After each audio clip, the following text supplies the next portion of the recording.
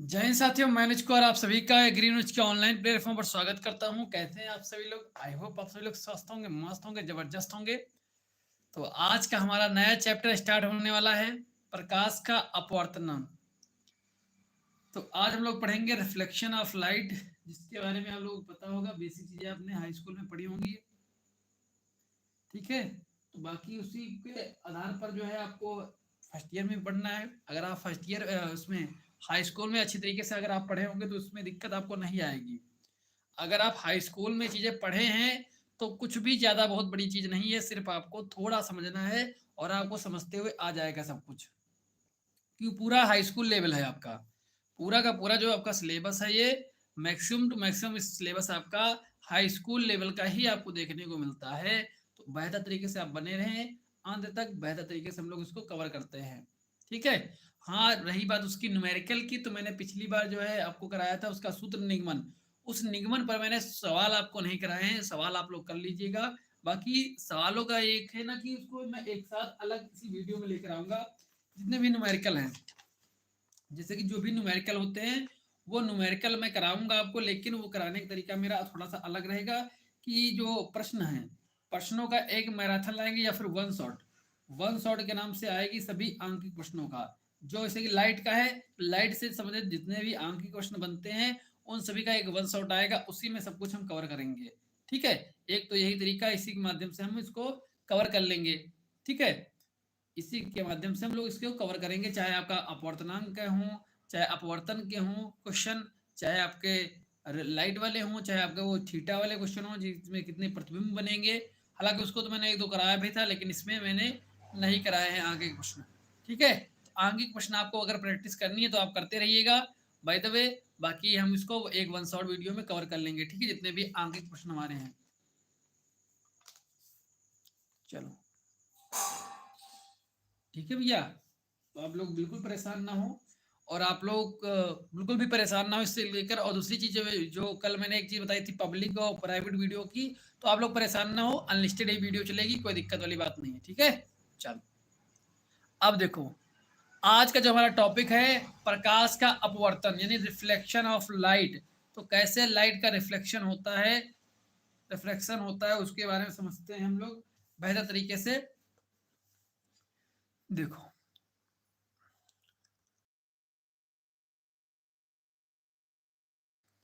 जो हमारी थ्योरी है, सबसे पहले हम लोग इसकी डिफिनीशन या थ्योरी समझते हैं। तो जब प्रकाश किरण के एक माध्यम से दूसरे माध्यम में जाती है तो वह अपने मार्ग से विचलित हो जाती है।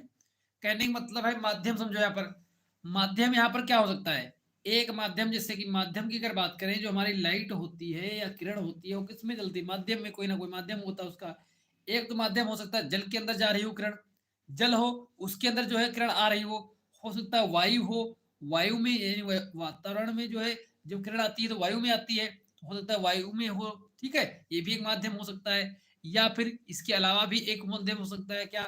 या कांच हो, क्या हो, क्या हो, कांच, कांच हो, इसमें से भी किरण जा सकती है, आ जा सकती है ना। तो ये भी एक माध्यम हो सकता है। तो वही कहने का मतलब इसका है। और एक क्या है, निर्वात होता है, उसका कोई माध्यम नहीं, जैसे निर्वात, जहां पर कोई माध्यम ना हो होता है निर्वात। जहां पर उसका कोई माध्यम ना हो, जैसे कि क्या बोलते हैं उसको, निर्वात कहाँ होता है? निर्वात, हाँ, जहां पर वायुमंडल खत्म होता है उसके ऊपर जो है ना निर्वात स्टार्ट होता है, ठीक है। तो ये सभी क्या है? ये सभी का जल है, वायु है, कांच है, ये सभी क्या है? ये सभी माध्यम है, जो कि जिसके अंदर प्रकाश की लाइट मूवमेंट करती है या फिर चलती है, इसी को बताते हैं हम लोग, ठीक है। तो वही बोला है, जब प्रकाश किरण के एक माध्यम, माध्यम एक हो सकता है जल हो सकता है, से दूसरे माध्यम, मान लो जल से निकलकर कोई किरण जो है वायु में जा रही है, भाई जल से निकलकर वायु में जा रही हो, या फिर वायु से चलकर जल में जा रही हो, तो ये माध्यम आपस में जब चेंज करते हैं, जाती है तो अपने मार्ग से विचलित हो जाती है। इसका मतलब है कि जब कोई किरण, अगर मान लो कि अगर यहाँ पर देखो, ये मैं अगर इसको बनाऊं ऐसे, ये क्या है? ऐसे, ये है हमारा, ये क्या,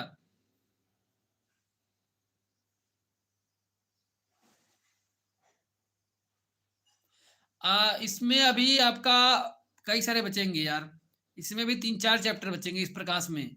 प्रकाश में भी 3-4 चैप्टर हैं। एक मानव नेत्र नेत्र वाला है पूरा चैप्टर, एक आपका लेंस वाला चैप्टर है, एक आपका प्रकाशिक यंत्र वाला चैप्टर है, ठीक है? इसमें एक प्रकाश का अपवर्तनांक वाला चैप्टर है। तो इसमें भी 3-4 चैप्टर हैं, ठीक है? लेकिन ये पूरी पूरी यूनिट आपकी 10 नंबर की है, ये याद रखना। पूरी यूनिट जो है आपकी 10 नंबर की है, और ये यूनिट खत्म करने के बाद हम लोग खत्म करेंगे विद्युत धारा वाली यूनिट, यानी कि जो हमारी विद्युत धारा होता है ना, जिसमें कि व्हीट स्टोन आपका है, ठीक है? और पोस्ट ऑफिस बॉक्स वगैरह है, वो सभी जो है ना, वो भी हमारी 10 नंबर की है। तो सबसे पहले हम इसको प्रकाश वाली को खत्म कर लेंगे, उसके बाद इसको खत्म कर लेंगे, हमारे 20 नंबर इधर पक्के हो जाएंगे। और पहली यूनिट जो है पलायन वेग वगैरह ये सब चीजें, वो सब मैं पहले से ही आपको करा रखा हूँ, वो सब मैं पहले से ही आपको करवा रखा हूँ। वीडियो में आपको वीडियो भी मिलेंगी, पीडीएफ भी मिल जाएंगी, ठीक है? तो वो यूनिट मुझे करानी नहीं है, तो हमें ये वाली यूनिट खाली खत्म करनी है बस, ठीक है? तो अब देखो इसमें क्या है, जैसे कि ये क्या है, एक हमारी बाल्टी है, बाल्टी में क्या रखा है, जल। बाल्टी में क्या है, जल है। इसमें क्या है, जल। अब अगर यहाँ से कोई प्रकाश आए, अगर हम बाल्टी में प्रकाश, यहाँ पर टॉर्च लगाएं, टॉर्च ये ऐसे, टॉर्च यहाँ पर है, टॉर्च, ये टॉर्च जल रही है। अब इस टॉर्च से जो किरण निकलेगी ऐसे, और ये जो माध्यम है ऊपर का, जहाँ पर जल नहीं है, तो यहाँ पर क्या है, वायु है। यहाँ पर क्या है, वायु। अब इस वायु के माध्यम से कोई किरण आ रही है, इस जल में जैसे इंटर करेगी ऐसे, ठीक है? जैसे ही इंटर करेगी तो वो अभिलंब से हट जाएगी, ऐसे उठ जाएगी। यानी कि अगर हम इसको आभासी तौर पे इसे सीधा खींचे तो ये अभिलंब हुआ। अभिलंब होगा कि नहीं होगा? तो ऐसे जैसे इसको टकराएगी यहाँ पर, और इससे जो है इस अभिलंब से दूर हट जाएगी। कैसे दूर हट जाएगी? या फिर इसके पास में आ जाएगी। उसी को हम बोलते हैं क्या, उसी को बोलते हैं कि भैया एक माध्यम से दूसरे माध्यम में जाने पर जो किरण होती है वो विचलित हो जाती है। यानी कि उसको जाना कैसे चाहिए था, ऐसे जाना चाहिए सीधा। जाना तो ऐसे सीधा जाना चाहिए था, हम इसको सीधा लगाए थे ऐसे, ठीक है? लेकिन वो या सीधी नहीं जाएगी, या तो ऊपर की तरफ चली जाएगी, या फिर ये नीचे की तरफ आ जाएगी। तो ये विचलित, अपने मार्ग से विचलित हो जाती है, ठीक है? क्या हो जाती है, विचलित हो जाती है,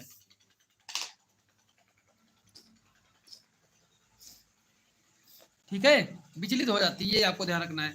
अब आगे देखो, अब आगे देखो क्या है, आगे भैया कह रहा है क्या, आगे कह रहा है भैया कि भैया जब प्रकाश की किरण सघन माध्यम से विरल माध्यम में जाती है तो वह अपने मार्ग से विचलित हो जाती है। ये दोनों अलग अलग परिभाषाएं हैं, ये अपनी अपनी अलग अलग परिभाषाएं हैं, ठीक है? चाहे ऊपर वाली लिख दो, चाहे नीचे वाली लिख दो। अगर अब हम बात करें क्या, सघन माध्यम से विरल माध्यम। सघन का माध्यम होता है जहां पर ठोस हो, ठीक है? सघन का माध्यम ठोस कह सकते हो एक प्रकार से। और जो विरल होता है यानी कि जहां पर बहुत ही कम उसके वो हों। हाँ, अगर 10th में आप लोगों ने पढ़ा होगा तो आपको समझ में बहुत अच्छी तरीके से आएगा। अगर आपने हाई स्कूल में पढ़ा होगा तो आपको समझ में अच्छी तरीके से आ रहा भी रहा होगा, ठीक है? जब प्रकाश की किरण सघन माध्यम से विरल माध्यम में जाती है, सघन माध्यम से विरल माध्यम में जाती है तो वह अपने मार्ग से विचलित होती है, ठीक है? सघन माध्यम, जैसे कि यहाँ पर सघन क्या है, जल भी सघन होता है, कांच भी सघन होता है, वायु कैसी, विरल होती है, ठीक है? ऐसे माध्यम कह सकते हैं इसको, ठीक है? चलो, अब ये आपको डायग्राम कुछ दिख रहे होंगे, यहाँ पर कुछ डायग्राम आपको दिख रहे होंगे, कुछ नहीं, दो ही दिखाई रहे हैं आपको। ये डायग्राम दिखा आपको, डायग्राम। अब देखो, जैसे कि हम लोग प्रकाश में पढ़ते आए हैं कि एक किरण जब ऐसे आती है तो उसे आपतित किरण कहते हैं, वहीं पर टकराने के बाद जो चली जाती है उसे अपवर्तित किरण कहते हैं। कहते हैं कि नहीं कहते हैं? वैसे ही समझो, यहाँ पर क्या है, यहाँ भैया ये जो हमारी ए बी है, ये वाली जो ब्लू कलर की आपको लाइन दिख रही है, ए जो किरण है ये आपतित किरण है। क्या है, आपतित किरण है।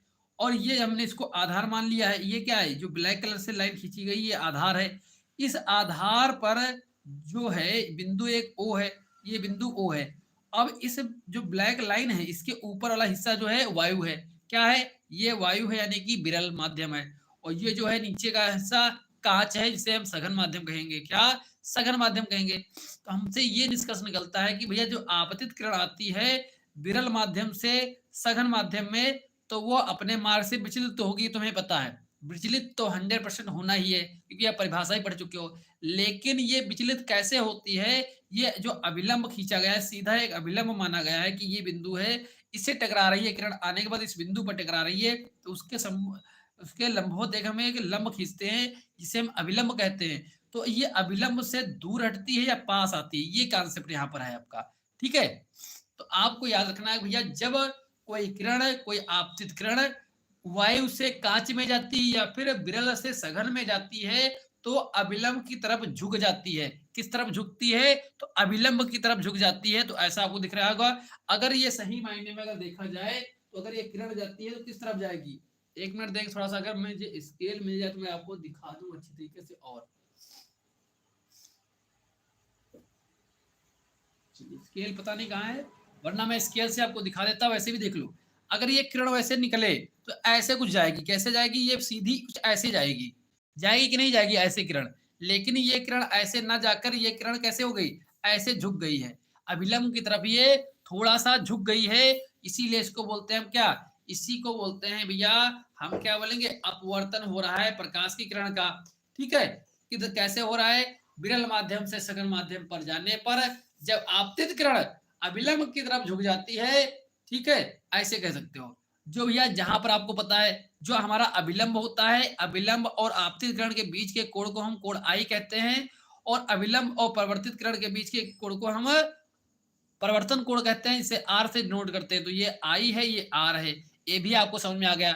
दूसरी तरफ देखो, दूसरे डायग्राम में क्या दिख रहा है? दूसरे डायग्राम में आपको दिख रहा होगा भैया, यहाँ पर माध्यम चेंज हुआ है। यहाँ पर कांच से वायु की बात की गई है। किसकी? कांच से वायु की बात की गई है। ये माध्यम ऊपर वाला क्या होगा? ऊपर वाला माध्यम यहाँ पर सघन हो गया है और नीचे वाला माध्यम विरल हो गया है। तो यहाँ पर क्या होगा? जो आपतित किरण है वो सघन माध्यम से जब विरल माध्यम में आती है या फिर कांच से जब वायु में आती है तो वो अपने अभिलंब से दूर हट जाती है। अब यहाँ पर देखो, अभिलंब ये है, ये इधर जा रही किरण। ठीक है, अगर ये सीधी आती तो कुछ ऐसे आती, सीधी आती तो किरण कुछ ऐसे आती, ऐसे बिल्कुल। ठीक है, लेकिन ये कैसी हो गई? ये ऐसी ऐसी होगी, तिरछा। इतनी वो हट गई है। तो अभिलंब से जब किरण दूर हटती है तो कब हटती है? जब सघन से जब विरल में जाया जाए, तब जो आपतित किरण है वो अभिलंब से दूर हटती है। ठीक है, दूर हटती हुई निकल जाती है। तो ये हमारी ए जो है आपतित किरण है, जिसे आई कोण बनता है। और जो हमारी ये परिवर्तित किरण है, ठीक है, ये बी, बी जो हमारी ये परिवर्तित किरण है, ये देखो। ठीक है, ये कोण आर होता है। तो ये बेसिक चीज है जो आपको समझनी थी। आई होप आपको समझ में आया होगा कि सघन क्या है, विरल क्या है। जब सघन होता है तब क्या इफेक्ट होता है, जब विरल होता है तब क्या इफेक्ट होता है। जल्दी से थम्सअप कर दो आप लोग, प्लीज एक बार थम्सअप कर दें अगर आपको समझ में आ गया अच्छे तरीके से कि भैया सघन और विरल में अंतर क्या है आपका। बिल्कुल, तो ये चीज आपको बतानी है, सघन और विरल में अंतर क्या है।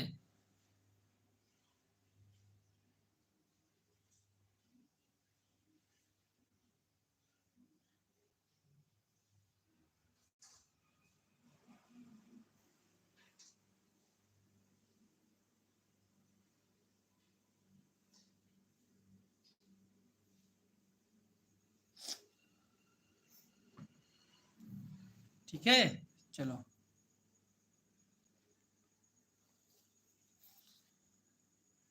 आगे बात समझ में। चलो ठीक है, अब चलते हैं आगे। अब चलते हैं हम लोग आगे, चलते हैं आगे क्या होता है देखते हैं।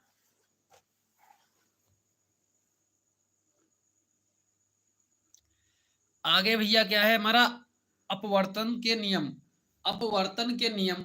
अब अपवर्तन के नियम क्या होते हैं इसको समझते हैं। अपवर्तन के नियम क्या कहता है? इसे हम स्नेल का नियम भी कहते हैं। अपवर्तन का नियम कह लो या फिर स्नेल का नियम कह लो, ये सभी एक ही बात होती है। क्या भैया होती हैं? अपवर्तन का नियम कह लो या फिर स्नेल का नियम कह लो, ये सारी बातें एक ही हैं। क्या है? ये सारी बातें एक ही हैं। ठीक है,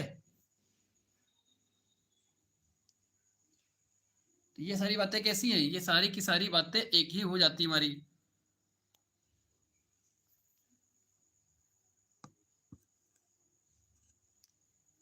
तो ये आपको समझते हुए चलना है आगे। ठीक है, इसे स्नेल का नियम भी कहा जाता है, ये आपको पता है। आप समझो इसको। इसके दो नियम हैं। जो अपवर्तन है इसके कितने नियम हैं? तो इसके कुल दो नियम हैं। कौन कौन से हैं भैया? एक जो नियम है जिसका नाम क्या है? आपतित किरण, परिवर्तित किरण तथा आपतन कोण, आपतन बिंदु पर अभिलंब तीनों एक ही तल में होते हैं। तीनों के तीनों एक ही तल में होंगे। ये पॉइंट आपको ध्यान रखना है। कितने से?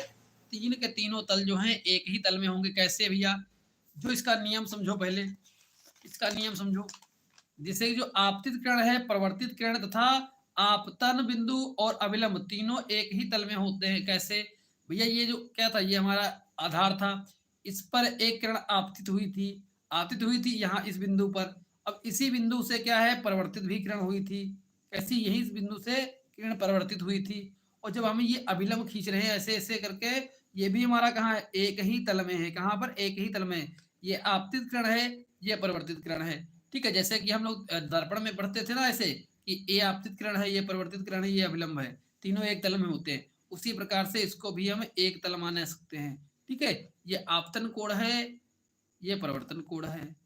ठीक है, आई बात समझ में। तो आपतित किरण पर अपवर्तित किरण तथा आपतन बिंदु और अभिलंब तीनों एक ही तल में होते हैं। ठीक है, ये चीज आपको ध्यान रखना इसमें। दूसरा नियम क्या कहता है, दूसरा भैया नियम ये कहता है, किन्हीं दो माध्यमों के लिए तथा एक ही रंग के प्रकाश के लिए, किन्हीं दो माध्यमों के लिए तथा एक ही रंग के प्रकाश के लिए आपतन कोण की ज्या, आपतन कोण की ज्या का मतलब होता है साइन, ज्या का मतलब होता है साइन, होता है क्या, साइन, तथा अपवर्तन कोण की ज्या यानी कि साइन का अनुपात एक नियतांक होता है। क्या होता है, नियतांक होता है। तो किन्हीं दो माध्यमों के लिए तथा एक ही रंग के प्रकाश के लिए आपतन का जो कोण की ज्या होती है वो अपवर्तन कोण की ज्या के अनुपात का एक नियतांक होता है। क्या होता है, नियतांक होता है। जैसे यहाँ पर लिखा हुआ है, क्या लिखा है भैया, साइन आई, साइन आई क्या है, यह आपतन कोण है।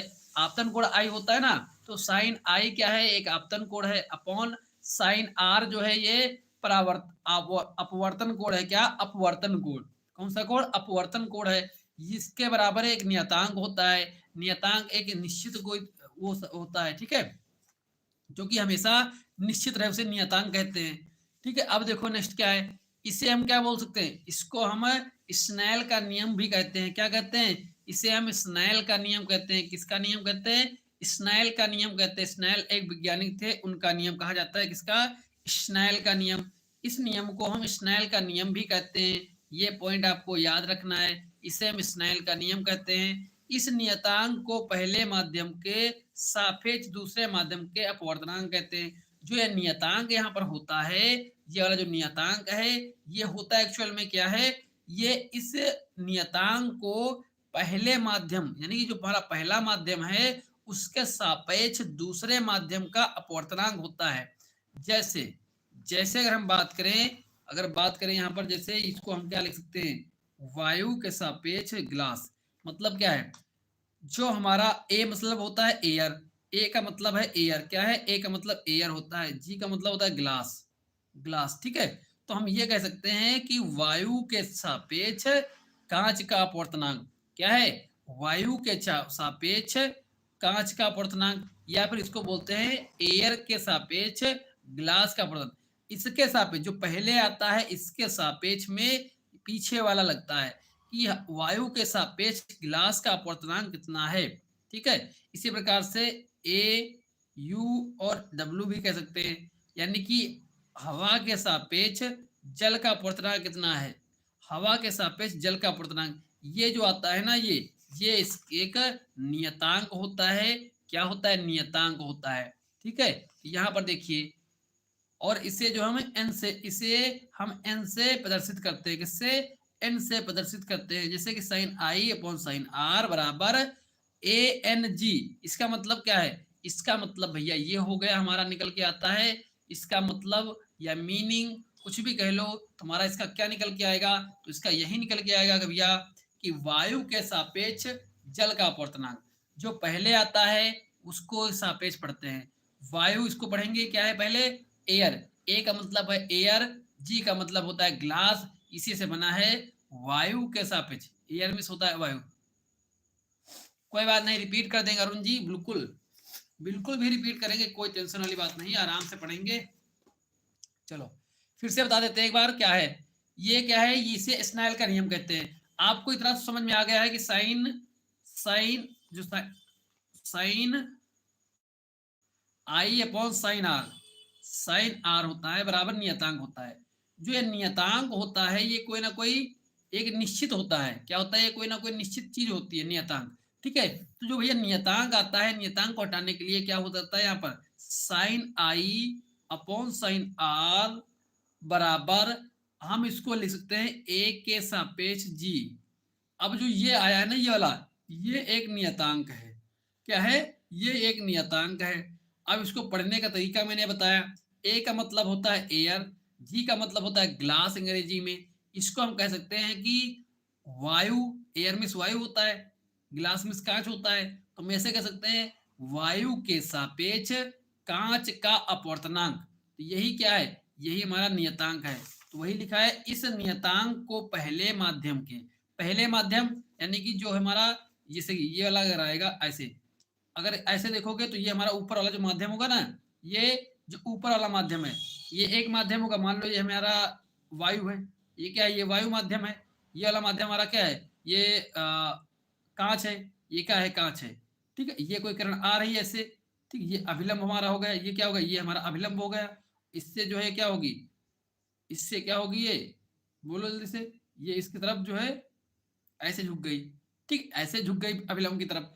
तो ये जो हमारी किरण है ना, ये किरण, तो ये क्या हो रही है? ये एक माध्यम से आ ही रही है। ठीक है, तो वायु माध्यम क्या है? वायु के सापेक्ष कांच का अपवर्तनांक, वायु के सापेक्ष कांच का अपवर्तनांक कह रहा है ना ये। देखो, वायु के सापेक्ष क्या बोला? एयर के सापेक्ष यानी वायु के सापेक्ष कांच का अपवर्तनांक। तो वायु का सापेक्ष यानी पहला माध्यम, उसके बाद दूसरा माध्यम क्या है? दूसरा वाला माध्यम ग्लास। ठीक है, कि वायु के समय जब वायु में कोई किरण आती है तब जाके कांच में कितना अपवर्तनांक होता है।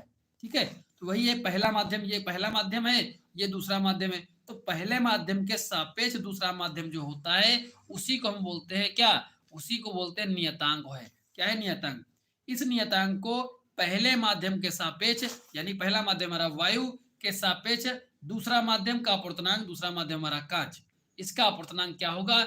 इसी को ये बता रहा है। ठीक है, इसी को ये बता रहा है। इसे हम एन से प्रदर्शित करते हैं। किससे प्रदर्शित करते हैं? एन से प्रदर्शित करते हैं। ये आपको ध्यान रखना है। इसको हम एन से प्रदर्शित करते हैं, एन से इसको दिखाते हैं। ठीक है, तो यही लिख दिया गया है। जैसे कि यहाँ पर एक माध्यम क्या है हमारा? एयर है, दूसरा माध्यम हमारा यहाँ पर ग्लास है, तो इसको कहेंगे हम वायु के सापेक्ष जल का अपवर्तनांक। ठीक है, आई बात समझ में? थम्स अप कर दो अगर समझ में आई है बेहतर तरीके से। समझ में आए तभी थम्स अप करिएगा। अगर आपको समझ में आया तभी थम्स अप करिए एक बार। अरुण जी,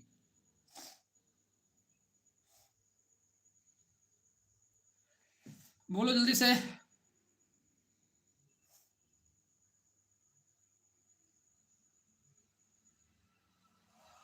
चलो बढ़िया है, आपको समझ में आ गया है, बहुत अच्छी बात है भाई। आप लोग समझदार हो गए हो अब तो, आप लोग तो समझदार बन गए हो ना, लोगों को समझ में आ जाता है। चलो आगे देखते हैं। आगे भैया एक आता है भैया, ये क्या तो भैया बहुत बड़ा हो जाएगा। चलो इसको छोटा सा करते हैं। चलो अब ये क्या आ गया भैया? अपवर्तनांक एवं प्रकाश की चाल में क्या संबंध होता है? अपवर्तनांक और प्रकाश की चाल में क्या संबंध होता है? इसके संबंधों को भी खोलते हैं। देखो, अब इसके संबंध क्या होंगे इसके आसपास में, इसको देखते हैं हम। अरे आजा भाई,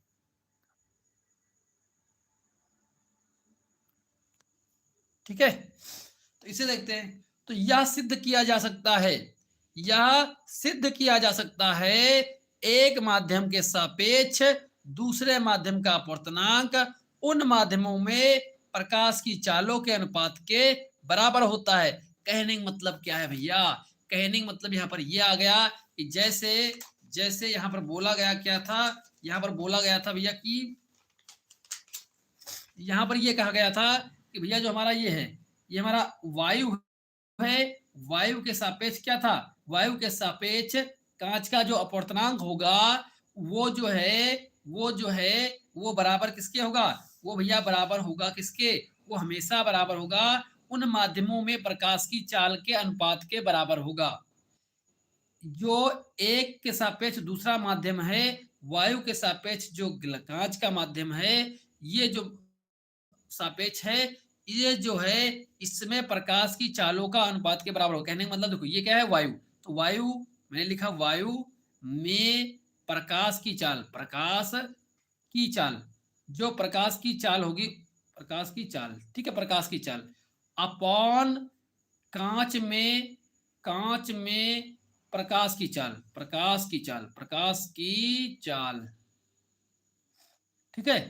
अब देखो, एक माध्यम से दूसरे माध्यम के जो सापेक्ष था ना, जो अपवर्तनांक था, यानी कि वायु के सापेक्ष कांच का जो अपवर्तनांक था वो हमेशा बराबर किसके होगा, पहले माध्यम, पहले माध्यम जो था उसमें प्रकाश की चाल क्या है, जो दूसरा माध्यम था उसमें प्रकाश की चाल क्या है, इनका जो अनुपात है ये इसके बराबर होगा हमेशा, ठीक है। तो यही रिलेशन होता है, यही संबंध होता है, ये क्या है, यही संबंध होता है आपस में, यही संबंध होता है अपवर्तनांक और प्रकाश की चाल में। क्या संबंध है, अगर आपसे पूछ ले अपवर्तनांक और प्रकाश की चाल में क्या संबंध है, सिद्ध कीजिए, तो आप ऐसे सिद्ध कर सकते हो, ठीक है, कि जो भैया वायु के सापेक्ष या फिर जो पहले माध्यम से दूसरे माध्यम के सापेक्ष जो भी होता है वो उनमें उनकी प्रकाश की चाल का अनुपात का बराबर होता है हमेशा, ठीक है। तो वही लिखा गया है यहाँ पर, क्या लिखा गया है, एक माध्यम के सापेक्ष दूसरे माध्यम का अपवर्तनांक, तो भैया एक माध्यम से दूसरे माध्यम का जो अपवर्तनांक है,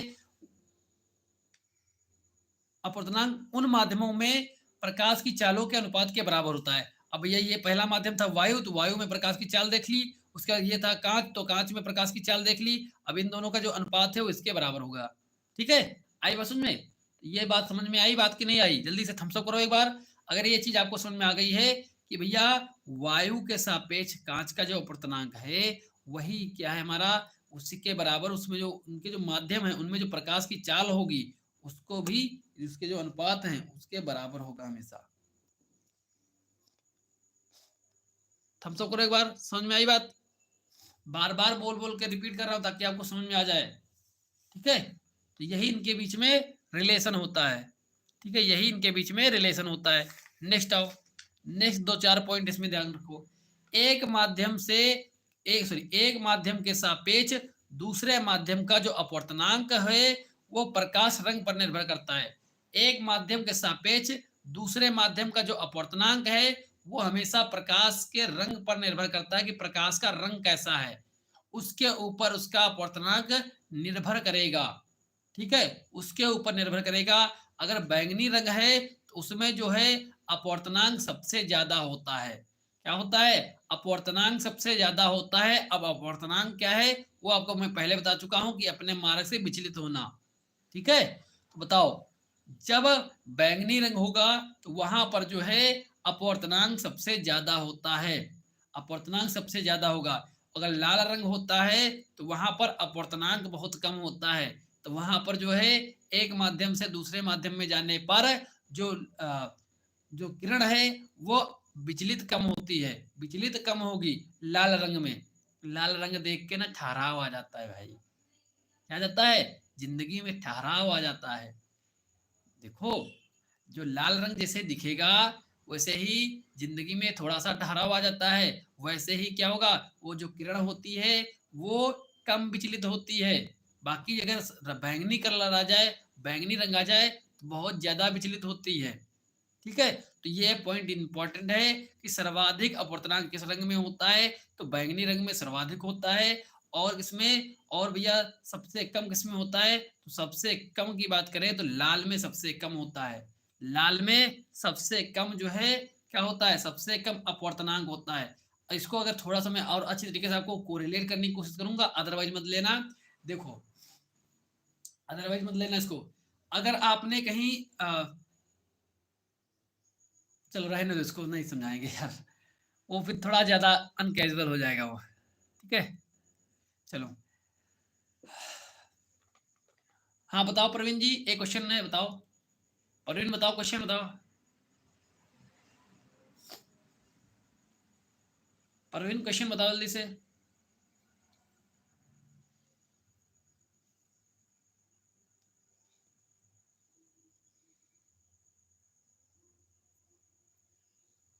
ठीक है, तो इसमें आपको समझ में आई होगी बात कि बैंगनी में सबसे ज्यादा होगा, इसका क्या अपवर्तनांक होगा, अपवर्तनांक का मतलब क्या है, अपने मार्ग से विचलित होना, अपने मार्ग से विचलित होना कह सकते हैं प्रकार से, ठीक है। अपवर्तनांक, अपवर्तन।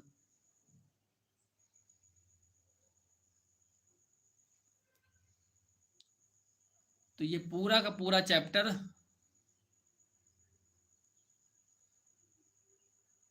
श्वेत प्रकाश के स्पेक्ट्रम में किस रंग के लिए विचलन माध्य,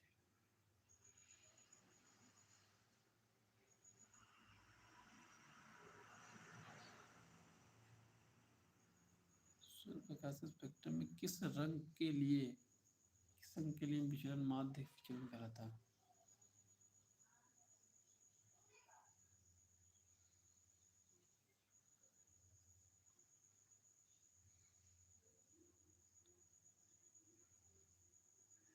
थोड़ा इसको और अच्छी तरीके से एलिब्रेट करोगे क्वेश्चन को एक बार प्रवीण, इसको थोड़ा सा और एक बार थोड़ा सा इसके संबंध में कुछ और जानकारी दोगे कि आपने लिखा है सिर्फ श्वेत प्रकाश के स्पेक्ट्रम में जिससे वेनिया पिनाला जो होता है ना आपका विवग्योर, ठीक है।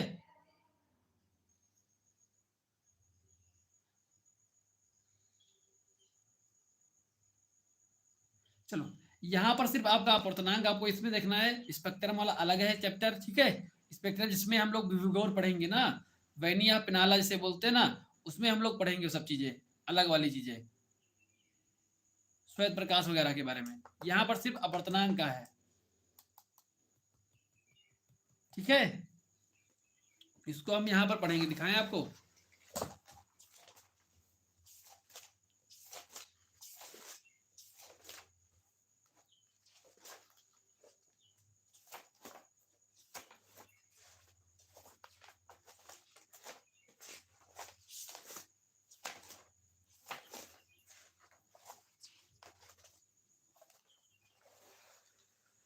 ये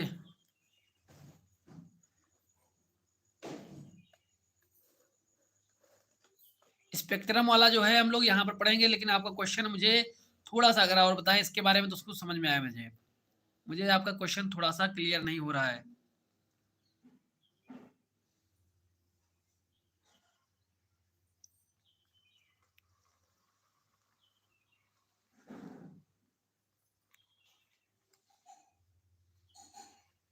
ठीक है, जैसे कि यहाँ पर बैंगनी रंग के लिए इसका तरंग दैर्घ्य क्या होगा, विचलन क्या होगा, सबसे अधिक विचलन इसमें होगा, अपवर्तनांक क्या होगा, प्रकीर्णन किसका होगा, सब कुछ यहाँ पर है, ठीक है। लेकिन आपको क्वेश्चन थोड़ा सा अगर इसे और अच्छे तरीके से आप एलोबरेट करें तो बताएं। बोलो प्रवीण, रिप्लाई तो जल्दी से। हाँ विवग्योर ये है, विवग्योर ये है, सब कुछ अच्छे तरीके से लिखा हुआ है।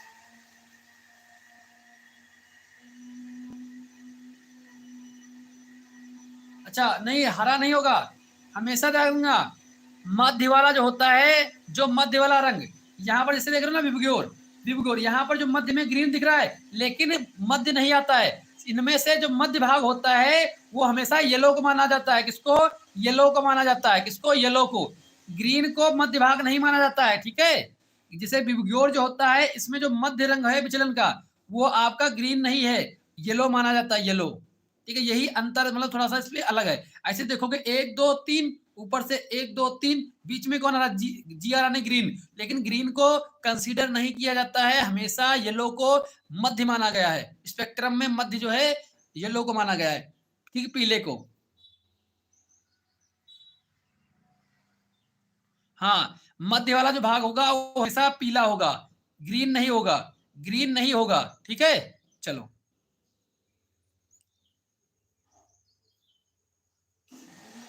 अब आ गया समझ में आपको कि आपने पूछा है क्वेश्चन मुझसे कि विचलन में जो मध्य वाला रंग होता है वो कौन सा होता है श्वेत स्पेक्ट्रम में, तो वो आपका येलो आएगा। कौन सा? येलो को मानते हैं, ठीक है, ग्रीन को नहीं मानते बस। बताओ प्रवीण, समझ में आया? हाँ हरा नहीं होगा, हरा गलत है, हरा गलत है, ठीक है। हरा जो है वो गलत है, बिल्कुल हरा गलत है, उसमें कोई दिक्कत नहीं, वो हरा गलत है। अनसोल्व में ऐसी कई सारी चीजें हैं जो गलत हैं, ठीक है, लेकिन आपका येलो माना जाता है। चलो ठीक है, तो ये जब हम लोग आगे कवर करेंगे धीरे धीरे तो हम लोग सब कुछ कवर करते हुए जाएंगे, ठीक है। कोई दिक्कत वाली बात नहीं है, हर एक चीज चाहे वो कोई भी किरणें हो। ये देखो पूरा पूरा चैप्टर ही आपका है पूरा ना, स्पेक्ट्रम एवं प्रकाश का ध्रुवण।